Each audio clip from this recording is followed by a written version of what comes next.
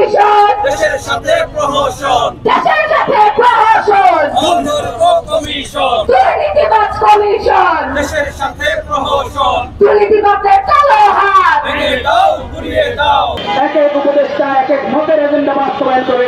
আমরা চেয়েছিলাম এই উপদেষ্টা পরিষদ ওয়ান এন্ড অনলি বাংলাদেশের এজেন্ডা বাস্তবায়ন করবে। যে বাংলাদেশের আকাঙ্ক্ষায় বাংলাদেশের নাগরিকরা জীবন দিয়েছে, যে বাংলাদেশের আকাঙ্ক্ষায় বিগত 54 বছর ধরে বাংলাদেশের মানুষ সংগ্রাম করে যাচ্ছে, সেই বাংলাদেশ বিনির্মাণের দায়িত্বটা এই উপদেষ্টা পরিষদের হাতে দিয়েছিলাম।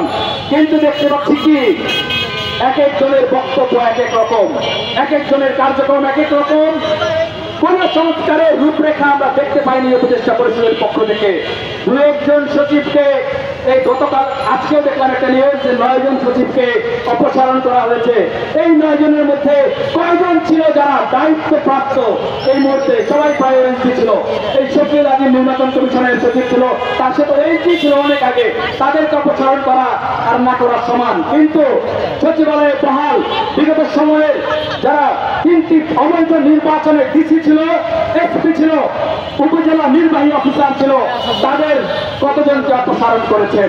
যারা সেই সময় সচিব ছিল তাদের কতজনকে অপসারণ করেছেন?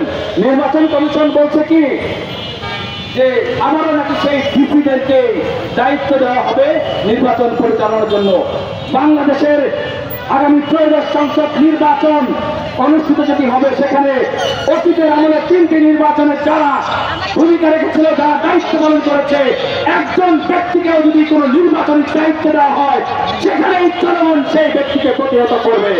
বাংলাদেশে যে দুর্নীতিবাজেরা, যে ভারতের দালালেরা এবং যে আওয়ামী লীগের দোসরেরা রাষ্ট্রযন্ত্রে বসেছিল বিগত সময়গুলোতে, এই আওয়ামী লীগকে উৎখাত করার পরে, হাসিনাকে উৎখাত করার পরে সেই দুর্নীতিবাজরা এখন কোথায়? তাদেরকে কি কোনো বিচার আওতায় আনা হয়েছে? সেই জবাবদিহিতা আমাদের এখন প্রয়োজন।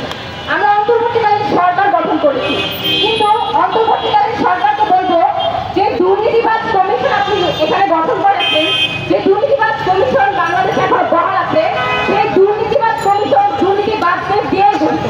তাহলে এই দুর্নীতি কি দমন হচ্ছে? দুর্নীতি আরো প্রতিরোধ আছে। এই যে বিভিন্ন ক্ষেত্রে বাংলাদেশে দুর্নীতি হচ্ছে, বাংলাদেশের টাকা, বাংলাদেশের জনগণের টাকা পাচার হচ্ছে, সেই দুর্নীতিগুলো আসলে কি সঠিক তদন্ত হচ্ছে, বিচারের আওতায় আনা হচ্ছে, তা আমাদের এখন জানা প্রয়োজন। আমাদের আজকে দুর্নীতি দমন কমিশনের সামনে আমাদের তৃতীয় জবাবদিহি মিছিলটি আমরা এখানে এজন্য সেট করেছি যে বিগত শাসন আমলে আপনারা জানেন বাংলাদেশ থেকে প্রায় 92 বিলিয়ন ডলার বাংলাদেশ থেকে পাচার হয়েছে এবং বাংলাদেশের সাবেক আমলা, মন্ত্রী, এমপি এবং ছোটখাটো পর্যায়ের নেতারাও বাংলাদেশ থেকে হাজার হাজার কোটি টাকা লুট করেছে।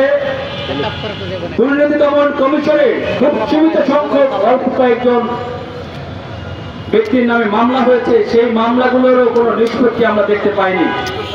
একই সাথে বাংলাদেশ স্বাধীন হওয়ার পর দ্বিতীয়বার 5 আগস্ট 2024 নতুন বাংলাদেশ গঠন হওয়ার পর আমরা ভেবেছিলাম যে এই দুর্নীতি দমন কমিশনে একটা আমূল পরিবর্তন আসবে। বাংলাদেশের যারা দুর্নীতিবাজ ছিল এবং নব্য যারা দুর্নীতিবাজ তৈরি হয়েছে তাদের ব্যাপারে দুর্নীতি দমন কমিশন একটা বড় ভূমিকা নেবে।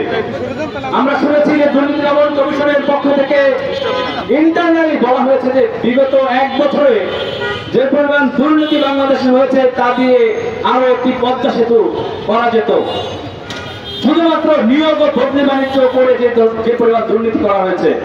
তো এই ইনফরমেশন আপনাদের কাছে আছে, কিন্তু দুর্নীতিগুলো কারা করেছে সেই ইনফরমেশন কেন নেই?